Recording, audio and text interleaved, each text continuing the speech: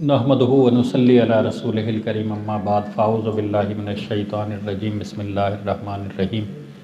हुवल्लज़ी Arsala रसूलहु bill हुदा व दीनिल हक़्क़ि लियुज़हिरहु अलद्दीनि कुल्लिहि वलौ करिहल मुशरिकून। मस्जिद की माशाअल्लाह तोसी हो रही है और ये दीवार इंशाअल्लाह करीब निकलेगी तो एक बड़ी मस्जिद इंशाअल्लाह आपके इस इलाक़े में, जो ज़ाहिर है जिसके लिए तगोदो मुसलसल कर रहे थे। हमारी जो मरकज़ी इदारा है, इदारा फ़रोग़ कुरान व सुन्नत, जो साथी शुरू से वाबस्ता हैं वो जानते हैं कि एक 40-45 गज़ की जगह से उसका आगाज़ हुआ था और आज माशाअल्लाह कराची का एक बहुत बड़ा और ख़िदमात के एतबार से बहुत बड़ा इदारा है और उसका रकबा भी अब माशाअल्लाह 1000 गज़ पर मुहित हो चुका है। तो ये सारी चीज़ें इस बात की अलामत होती हैं कि दिलचस्पी है आगे बढ़ने में और काम को करने में। आइंदा जो नशिस्त हो इंशाअल्लाह उम्मीद है कि ये दीवार निकल चुकी होगी। अभी ये जो प्लिंथ तक का काम हुआ है ये इंशाअल्लाह अभी आगे बढ़ रहा है और बढ़ेगा। सिर्फ इस प्लिंथ तक के काम में सिर्फ सरिया 3,90,000 का सरिया आ चुका है अभी तक और वो इसमें इस्तेमाल हुआ है। तामीराती मटेरियल इतना महंगा हो गया है कि तामीरात इस वक्त बहुत, सीमेंट भी महंगी है, सरिया भी महंगा है, रेती और करच जो पहले डंपर कम में आते थे अब पेट्रोल की कीमतों में इजाफे के बाद और इजाफा हो गया। तो इंशाअल्लाह अल्लाह के काम है और अल्लाह ताला अपने कामों को पूरा करता है। तरबियती व इस्लाही नशिस्तें जो है वो कराची के मुख्तलिफ़ इलाक़ों में चल रही हैं और उसी सिलसिले की ये नशिस्त यहाँ पर हो रही है। और इंशाअल्लाह एक कराची की सतह पर मरकज़ी तरबियती नशिस्त 31 दिसंबर को मरकज़ी इदारे जहांगीराबाद में इंशाअल्लाह मुनक़्क़िद होगी। और जो साथी अहले-हदीस यूथ फोर्स से वाबस्ता हैं उनको पता है कि अहले-हदीस यूथ फोर्स में हर 3 साल बाद जो है क़यादत तय होती है और अगर वही रहे जो गुज़िश्ता तब भी उसका फ़ैसला होना होता है और अगर तब्दील होना हो तब भी फ़ैसला होना होता है। तो हाफ़िज़ फ़ैसल अफ़ज़ल शेख साहब जो गुज़िश्ता 6 सालों से अहले-हदीस यूथ फोर्स की सदारत कर रहे थे, उनका अहले-हदीस यूथ फोर्स के दस्तूर के मुताबिक उम्र अगर 40 साल से ज़्यादा हो जाए तो फिर वो यूथ फोर्स की ज़िम्मेदारी उससे ले ली जाती है। तो अब अल्हम्दुलिल्लाह हाफ़िज़ आमिर सिद्दीकी साहब अहले-हदीस यूथ फोर्स के सदर करार पाए हैं और जनरल सेक्रेटरी के तौर पे पहले ये काम कर रहे थे। अब जनरल सेक्रेटरी जो पूरे पाकिस्तान की सतह पर हैं वो सलमान आज़म हैं। तो हाफ़िज़ फ़ैसल अफ़ज़ल शेख साहब का ये एक रुख़सती अलविदाई दौरे सिंध इस हैसियत से, अभी मरकज़ी जमीयत अहले-हदीस में ज़ाहिर है जो यूथ फोर्स से फ़ारिग होते हैं फिर वो मरकज़ी जमीयत अहले-हदीस में आते हैं और उधर अपनी खिदमात अंजाम देते हैं। लेकिन अहले-हदीस यूथ फोर्स से अलविदाई समझ लें उनका ये दौरा है और 31 तारीख़ को इंशाअल्लाह हम एक तरबियती और इस्लाही नशिस्त भी होगी और उसके साथ साथ उनको, क्योंकि उनकी खिदमात हैं और पूरे मुल्कगीर सतह पर उन्होंने काम किया है और मुल्कगीर सतह पर दौरे किए हैं, नौजवानों को मुनज़्ज़म करने की बहुत अच्छी सही और कोशिश की है। तो इंशाअल्लाह उसमें उनको ख़राज तहसीन भी पेश करेंगे। मैंने वही आयत आपके सामने तिलावत की जो मोहतरम अशरफ कुरैशी साहब ने की थी, क्योंकि मैं भी उसी बात को आगे बढ़ाने के जहन में हूँ। दीन जो है जब नबी करीम सल्लल्लाहु अलैहि वसल्लम तशरीफ़ लाए तो बिगाड़ 2 सतहों पर होता है और हर मरहले पर बिगाड़ 2 सतहों पर होता है। एक सतह फ़िक्र की है, अक़ीदे की है, नज़रिए की है, सोच की है और एक सतह अमली बिगाड़ की है। तो नबी करीम सल्लल्लाहु अलैहि वसल्लम ने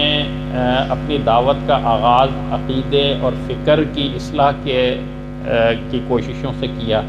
आप जानते हैं कि मक्की दौर में नबी अलैहिस्सलाम और कुरान मजीद का जो नुज़ूल हो रहा था वो सब का सब لوگوں کی تزکیہ نفس مطلوب تھا، لوگوں کے اندر آخرت کی فکر پیدا کرنا مطلوب تھا، لوگوں کو توحید کا عقیدہ پوری گہرائی کے ساتھ ان کو سمجھانا مقصود تھا، اور سارا قرآن مجید انہی موضوعات اور اسی مناسبت سے نازل ہو رہا تھا، کیونکہ جب سوچ تبدیل ہوتی ہے، جب عقیدہ تبدیل ہوتا ہے، جب فکر تبدیل ہوتی ہے تو عمل پر اس کے اثرات پڑتے ہیں۔ ایک فکر یہ ہے معاشرہ کہ بھئی اس کائنات کا کوئی خدا نہیں ہے، اور جو ہے جو دل چاہو یہ بس زندگی یہی دنیا کی زندگی ہے، اس میں جو دل چاہے کرو۔ تو اب جو اس فکر کے حامل لوگ ہوتے ہیں تو ان کو تو کوئی جواب دہی کا احساس ہوتا نہیں ہے، ان کو تو یہ شعور ہی نہیں ہوتا کہ مرنے کے بعد بھی کوئی زندگی ہے، اور مرنے کے بعد ہم سے اس زندگی کے بارے میں پوچھا جائے گا۔ تو اس کا نتیجہ کیا نکلتا ہے کہ وہ سرکش ہو جاتے ہیں، وہ جو ہے جو دل چاہے ان کا، یعنی اپنی تمام خواہشات کی تکمیل ان کا مطمع نظر بن جاتا ہے۔ کسی کے ساتھ ظلم اور زیادتی کرنے میں ان کو کوئی آر محسوس نہیں ہوتی، بلکہ وہ سمجھتے ہیں کہ بھئی یہ دنیا میں ایک جس طرح چاہو جیو، تو کوئی کسی کو سامنے ہم نے جواب تو دینا نہیں ہے، اور مختصر سی یہ زندگی ہے، اس زندگی میں جو کچھ کر سکتے ہو وہ کر لو۔ تو اب وہ جب نظریہ اور فکر وہ تھی تو عمل کس طرح کا تھا؟ سرکشی اور بغاوت کا عمل تھا۔ اچھا، ایک فکر یہ ہے کہ بھئی مرنے کے بعد زندہ تو ہونا ہے، لیکن ہمارے جو جن کی ہم پوجا اور پرستش کرتے ہیں وہ ہمیں چھڑا لیں گے، ہمیں ہماری سفارش کر دیں گے اللہ کے سامنے، ہمارے لیے کھڑے ہو جائیں گے، اور ہماری آخرت بھی ٹھیک ہو جائے گی، یعنی یہ فکر لوگوں کی۔ تو اب اس فکر کا نتیجہ بھی یہ ہوتا ہے کہ اللہ تو کہہ رہا ہے کہ بھئی اللہ عدل کا حکم دیتا ہے، اللہ احسان کا حکم دیتا ہے، اللہ تعالیٰ قربا پر خرچ کرنے کا حکم دیتا ہے، اللہ روکتا ہے فحاشی سے، اللہ روکتا ہے منکرات سے، اور اللہ روکتا ہے بغاوت اور ظلم سے۔ تو اب اللہ کو راضی کرنا ہو تو یہ کام کرنے پڑیں گے، اور جن کو ہم اللہ کو چھوڑ کر معبود بنا رہے ہوتے ہیں تو ان کو تو راضی کرنے کے لیے صرف ایک دیغ کافی ہو جاتی ہے، ان کو راضی کرنے کے لیے جو ہے وہ ان کے اوپر چڑھاوے چڑھانا کافی ہو جاتا ہے۔ تو ایسے لوگوں کی بھی اصلاح نہیں ہوتی، کیونکہ انہیں پتہ ہوتا ہے یار جو کچھ دل چاہے کرتے پھرو، بخشوا دیں گے حضرت، ان کی بڑی پہنچ ہے، ہم بس ان کو کسی طریقے سے مطمئن رکھو۔ اسی وجہ سے ہوتا کیا ہے کہ بھئی ساری زندگی جو ہے وہ کاروبار میں ملاوٹ ہو رہی ہے، کاروبار دوسروں کا حق مار رہے ہیں، وراثت کا حق مار رہے ہیں، یتیم و بیواؤں کے لیے مسائل پیدا کر رہے ہیں، اور پھر جا کر جو ہے نا چڑھاوے چڑھا دیں گے کہ سال بھر کے گناہ اس طریقے سے ان کے معاف، اور مرنے کے بعد جو ہے خبریں ان کو یہ دی جاتی ہیں کہ بھائی جن کو تم مرید ہو نا، وہ قبر میں بھی تمہیں تنہا نہیں چھوڑیں گے، بلکہ جب وہ منکر نکیر سوالوں کے جواب لینے آئے گا نا، تمہارا یہ کہنا کافی ہے کہ تم فلاں کے مرید تھے، اور تمہیں جو نجات مل جائے گی۔ تو ایسے لوگ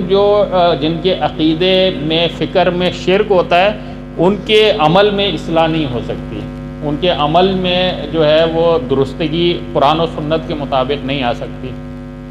اچھا، تیسرا عقیدہ یہ ہے کہ بھئی اس پوری کائنات کا ایک ہی خالق اور مالک اور رازق ہے، اور وہ جو ہے وہ اسی نے ہم کو پیدا کیا ہے، اور اس نے مرنے کے بعد دوبارہ ہمیں زندہ کرنا ہے، اور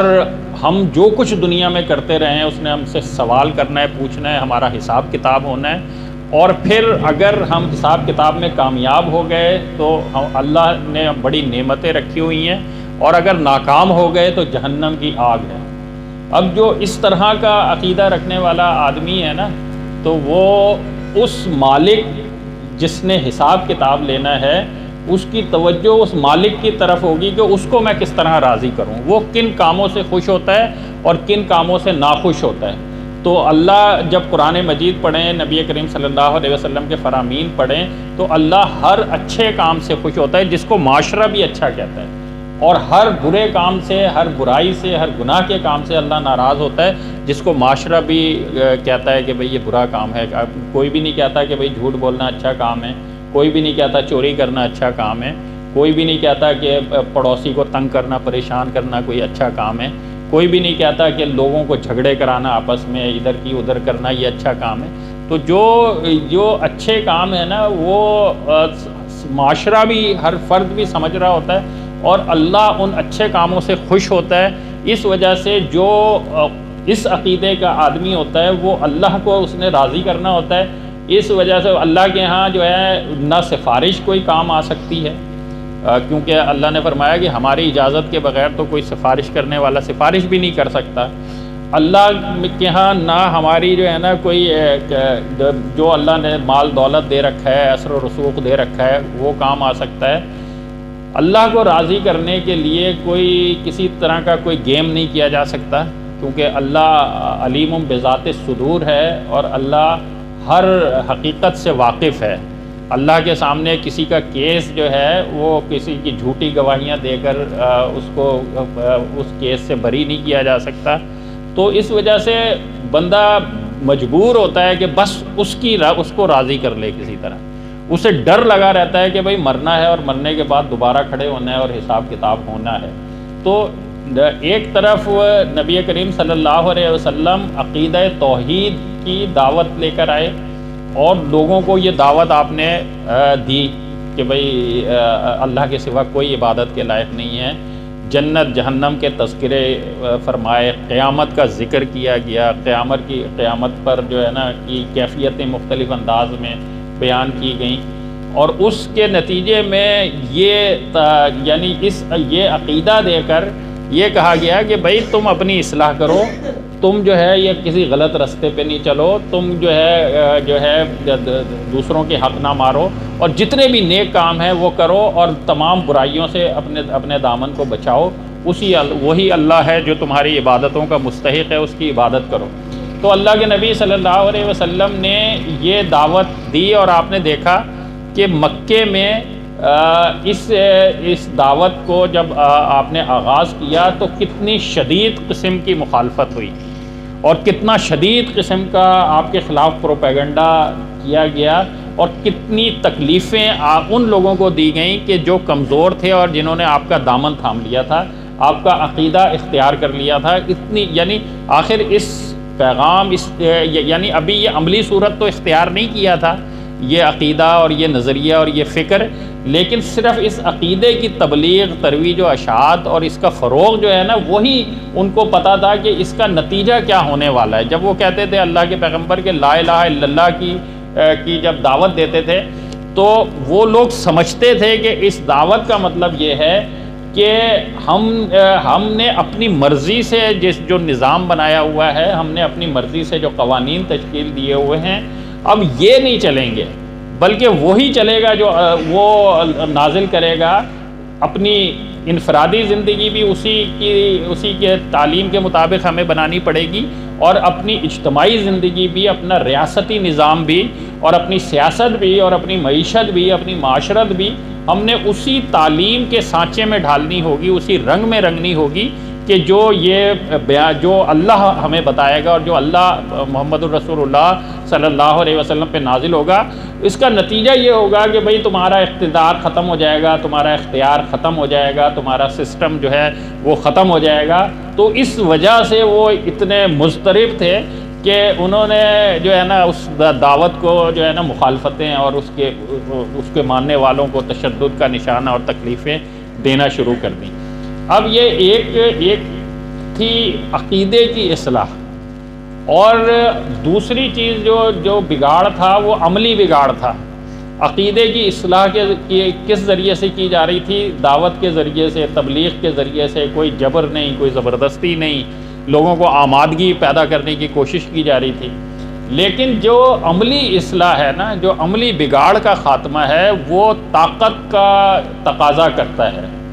وہ منحصر ہے طاقت پہ۔ مثال کے طور پہ چوری کرنے والے کو ہاتھ کاٹنے ہیں، یا جس نے ناجائز کسی کو قتل کر دیا ہے اس کے بدلے میں اس کو قصاص یا دیت اس پہ آمادہ کرنا ہے۔ تو یہ اگر مثال کے طور پہ اس وقت کی صورتحال میں جب کہ ہمارے پاس کوئی اقتدار نہیں ہے، اگر ہمارے پاس کوئی چور بھی آ جائے تو کیا ہم ہاتھ کاٹ سکتے ہیں؟ کیوں بھائی؟ نہیں کاٹ سکتے نا۔ اگر آپ نے ہاتھ کسی کو آپ نے چور کو پکڑ بھی لیا اور آپ نے کسی کا ہاتھ کاٹ دیا تو الٹا آپ کے اوپر سنگین قسم کے کیسز ہو جائیں گے۔ تو کیونکہ آپ کے پاس طاقت نہیں ہے، کیونکہ آپ کے پاس ریاستی اختیار نہیں ہے۔ تو اب اللہ کے نبی صلی اللہ علیہ وسلم نے دعوت و تبلیغ کی اس عقیدے اور اس تعلیم کے فروغ کے لیے اور اس کو قوت نافذہ فراہم کرنے کے لیے اجتماعیت بنائی اور اقتدار حاصل کیا، ریاست تشکیل دی، ریاستی نظام تشکیل دیا۔ تو اب نبی علیہ السلام کا تو بہترین نمونہ ہے نا، آپ کی زندگی تو بہترین نمونہ ہے۔ لقد کان لکم فی رسول اللہ اسوۃ حسنہ۔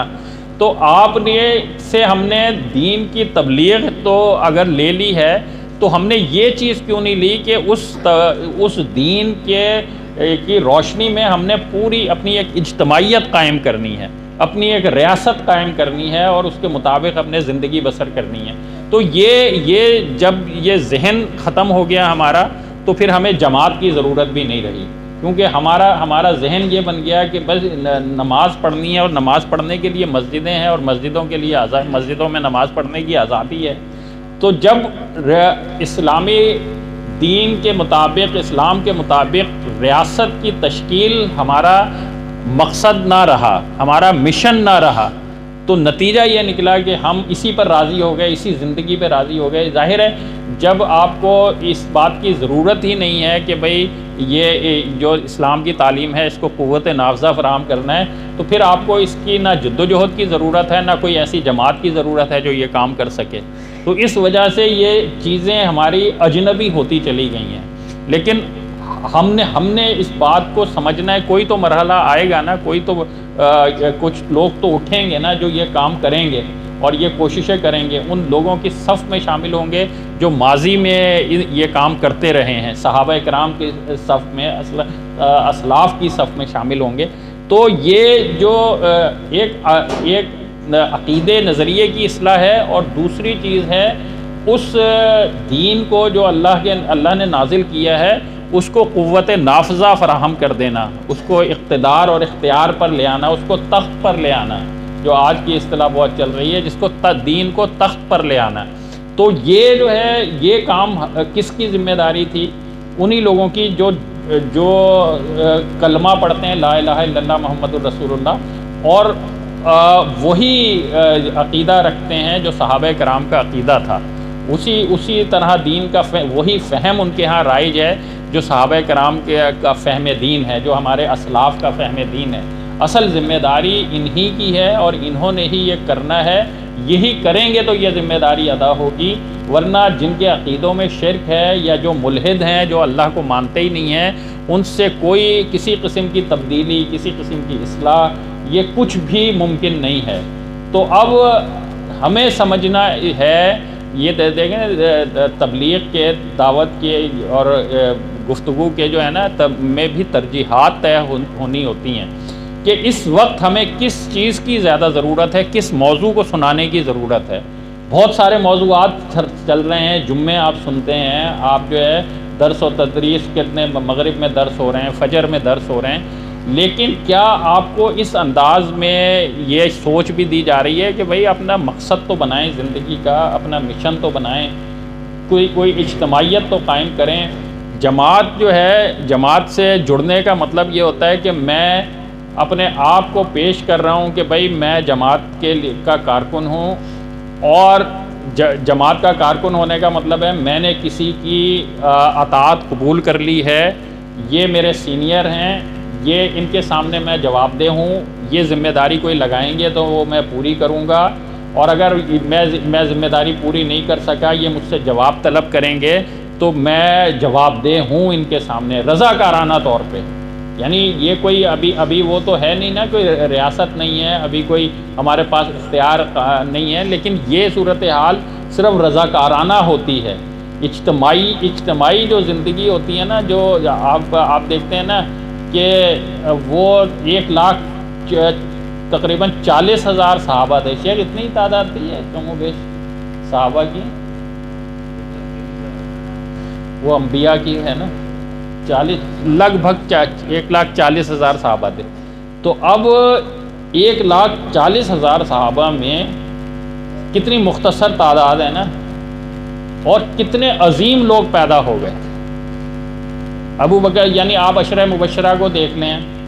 آپ جو ہے اس وقت کی جو سپہ سالار تھے ان کو دیکھ لیں، آپ بدر کے صحابہ کو دیکھ لیں، آپ ان علماء کو دیکھ لیں جو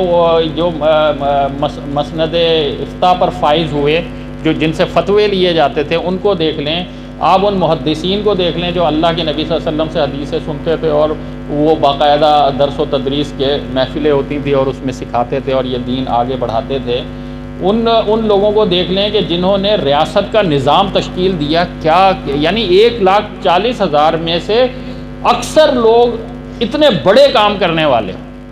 اتنے عظیم لوگ، اور ہم اتنی بڑی کروڑوں کی تعداد میں ہونے کے باوجود ہمارے پاس کوئی خالد بن ولید نہیں نکل رہا، کوئی ابو عبیدہ بن جراح نہیں نکل رہا، کوئی معاذ بن جبل نہیں نکل رہا، کوئی جو ہے وہ اس کردار کے لوگ نہیں نکل رہے جس کردار کے 1,40,000 میں سے اتنی بڑی تعداد میں نکل گئے تھے. وجہ کیا تھی؟ وجہ یہ تھی کہ مقصد انہوں نے بنا لیا تھا، مشن وہی اختیار کر لیا تھا جو اللہ کے نبی نے. انہوں نے اپنے آپ کو جماعت کے ساتھ جوڑ دیا تھا. وہ خود کچھ نہیں تھے، جماعت نے جو ذمہ داری لگائی وہ پوری کرنی ہے. جماعت کی ذمہ داری پوری نہیں کر سکے تو محاسبہ ہو رہا ہے، تو وہ محاسبہ قبول کرنا ہے. خالد بن ولید اگر سپہ سالار ہے اور امیر المومنین کا حکم آ جاتا ہے کہ بھئی عام سپاہی کی طرح لڑنا ہے، تو کہتے ہیں کہ سپہ سالار تھا تب بھی اللہ کے لیے لڑتا تھا، اور ایک سپاہی کی حیثیت سے لڑتا ہوں تو تب بھی اللہ کے لیے لڑتا ہوں، اور اللہ کے لیے جو کام کرتا ہے ظاہر ہے اس سے اللہ راضی ہوتا ہے. تو ہر حیثیت میں پابند تھے، ڈسپلن کے پابند تھے، نظم و ضبط کے. آج جو لوگ جماعتی زندگی کے بارے میں جو ہے نا، یعنی ایک فیشن بنا ہوا ہے. ایک تو یہ یار میں تو غیر جانبدار ہوں. غیر جانبدار کا مطلب یہ ہے نہ میں نے کسی سے ذمہ داری لی ہے، نہ میں کسی کے سامنے جواب دے ہوں. غیر جانبداری کا صاف مطلب یہ ہے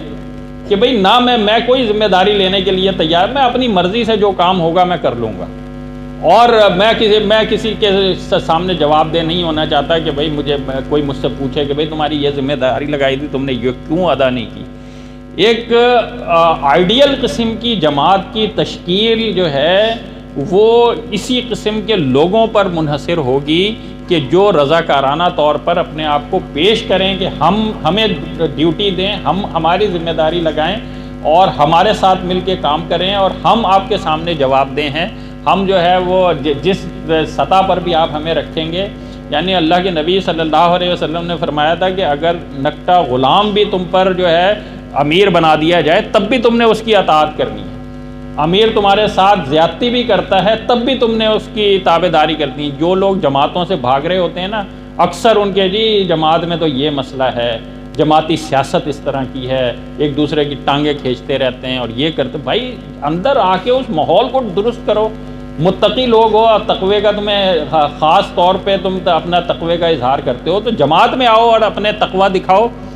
تقوی کیا یہ ہے کہ بھائی جو لوگ اذیت دیں اس سے بھاگ جاؤ. تقوی تو یہ ہے کہ لوگ تمہارے خلاف سازش کر رہے ہوں لیکن اس کے باوجود تم اپنے ڈسپلن میں رہتے ہوئے اپنے مشن سے، اپنے نظم سے وابستہ ہو، اپنے مقصد سے وابستہ ہو. تقوی تو یہ ہے. اللہ کے نبی صلی اللہ علیہ وسلم نے فرمایا تھا کہ جو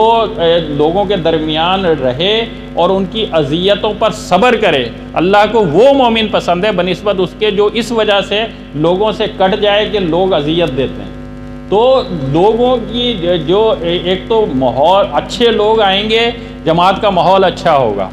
اچھے نیک لوگ آئیں گے جماعت کی ضرورت پوری ہوگی نیک لوگوں کی. اور اگر اچھے لوگ نہیں آئیں گے تو نتیجہ کیا ہوگا کہ جماعتیں پھر اسی طرح اندھوں میں کانا راجا اور لولے لنگڑے قسم کے لوگوں کے ذریعے چلتی رہیں گی، اور اس کے ذمہ دار پھر آپ بھی ہوں گے، وہ لوگ بھی ہوں گے جو اس وجہ سے جماعتوں میں شامل نہیں ہو رہے کہ جی یہ مسئلے ہیں اور یہ مسئلے ہیں. یار یہ سارا اتنا بڑا بگاڑ ہے. اس بگاڑ میں ہم بہت بڑا کچھ نہ کر سکیں لیکن کم از کم ہم اپنا اللہ کے ہاں اس فہرست میں نام تو لکھائیں کہ ہم مزاحم تھے اس بگاڑ کے مد مقابل. ہم کوشاں تھے مل کر اس جد و جہد میں کہ بھائی کسی طریقے سے اس بگاڑ کو روکیں، دین کو غالب کریں، دین کو نافذ کریں، دین کو فروغ دیں۔ ہم چاہتے تھے کہ ہماری معیشت دین کے مطابق ہو، ہم چاہتے تھے کہ ہماری سیاست دین کے مطابق ہو، کم از کم ان لوگوں میں تو ہمارا نام شامل ہو، ہمارا نام ان فہرستوں میں تو اپنا نام لکھانے کی ہم کوشش کریں۔ تو یہ جو فیشن ہے اور یہ جو لوگ اس بات پر مسلسل کرتے رہتے ہیں، یہ جماعتوں کا کوئی نہ کوئی جماعت سے بھاگنے کے بہانے تراشتے رہتے ہیں، ان بہانوں کو چھوڑ کر ہمارے سامنے نبی علیہ السلام اور صحابہ کرام جو ہے وہ رول ماڈل ہیں۔ آج کا کوئی بندہ رول ماڈل نہیں ہے، وہ رول ماڈل ہیں۔ ان کی زندگی کو دیکھیں، ان کی زندگی میں آپ کو ڈسپلن نظر آئے گا، جماعت سے وابستگی نظر آئے گی، ذمہ داریاں لینا نظر آئے گا، اور دوسروں کے سامنے جواب دہ ہونا نظر آئے گا، متحرک ہوں گے دین کو فروغ دینے کے لیے، قربانیاں نظر آئیں گی، ان کی اپنا مال قربان کرتے نظر آئیں گے، اپنی جان قربان کرتے نظر آئیں گے، اپنی اولاد قربان کرتے نظر آئیں گے۔ تو وہ اصل میں ہمارے لیے رول ماڈل ہیں۔ آج کے میٹھے میٹھے جو ترغیب دلانے والے اور جماعتوں سے دور بھگانے کی کوشش کرنے والے، وہ لوگ رول ماڈل ہمارے لیے نہیں ہیں۔ تو اس وجہ سے خالصتاً ہمیں قرآن اور سنت اور اس کی روشنی میں، جو اس کے رنگ میں رنگے ہوئے صحابہ کرام کی جماعت کو اپنے لیے اپنا وہ رول ماڈل بنا کے ہم اگر دین کی طرف آئیں گے تو انشاءاللہ دین کو بھی فائدہ ہوگا۔ اور خود یہ بھی ایک الگ موضوع ہے، نعمان بھائی یہاں پہ آگے بیٹھ گئے ہیں، اب ظاہر ہے بات ختم کرنی ہے، تو یہ بھی ایک الگ موضوع ہے کہ اس طرح کی جب زندگی میں آپ آئیں گے تو اس کے فائدے کتنے ہوتے ہیں۔ اللہ تعالیٰ سے دعا ہے اللہ تعالیٰ مجھے اور آپ کو عمل کی توفیق دے۔ وآخر دعوانا ان الحمدللہ رب العالمین۔